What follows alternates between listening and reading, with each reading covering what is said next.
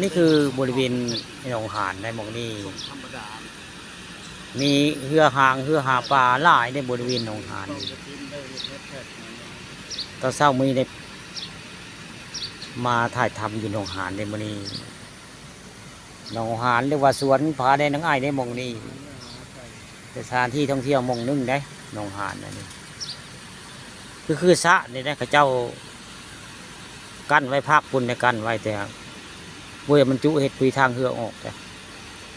นี่แหละหนองหานสกลนครนะเรือหางเรือหาปลาเพื่อกันหลายคันนะมองมันเป็นเรือท่องเที่ยวได้เรือหาปลาเรือกระเจ้าทามเอาไปฟิตเบ็ดได้หนองหานกระเจ้าใช้เครื่องยนต์ได้ไปแล้วก็มีการฟิตเบ็ดอยู่ในการหนองหานถามกระเจ้าแต่ว่าจักจะบ้านใดดอกสอบถามว่านี่เรือนี่ไปฟิตเบ็ดอยู่หนองหานไปได้นี่แหละเรือหาปลาหนองหานหนองหานสกลนครมองนี่เป็นหนองหานใกล้กับโรงพยาบาลในหนองหานไม่เมฆโรงพยาบาลเมฆโรงพยาบาลสกลนครทั้งหน้าก็มีสวนสวนหญ้าพุทธมงนี่เรียกว่าสวนพระเดชนางไอ้ทั้งหน้าเป็นข้าไอ้ต้นไม้ลุ่มลื่นได้มองนี่ไปบ่เคยมากะมาเที่ยวมาชมได้ใกล้ๆกับโรงพยาบาลสกลนครเมฆอยู่ได้หนองหานกับโรงพยาบาลใกล้เมฆเดียวนี่ละนี่ก็เลยพามาเบิ่งเรือหาปลาข้าเจ้าละข้าเจ้าขึ้นเรือนี่ละเรือหางนี่ไปพิษเบ็ดก็ได้แต่ละมือถามข้าเจ้าว่าไปยังเขาว่าไปพิษเบ็ดการหนองหานเลยบริพิษได้ตื่นลงตัวได้การหนองหานไม่ถา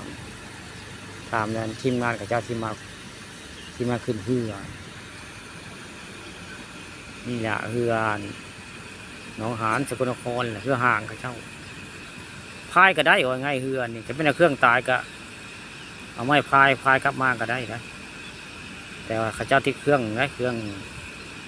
เรือหางกันแล้วไปแต่ละเรือขับไปหนองหานก็ได้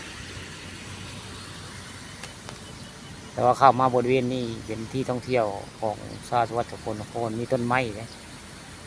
ร่มรื่นได้มองที่ท่องเที่ยวใกล้กับโรงพยาบาลสกลนครและหนองหานไปมาเที่ยวมาชมก็คักในบริเวณนี่แหละหนองหานสกลนครแหละบรรยากาศก็มีแต่เรือได้ไล่อยู่เรือหางเรือพายเพิ่น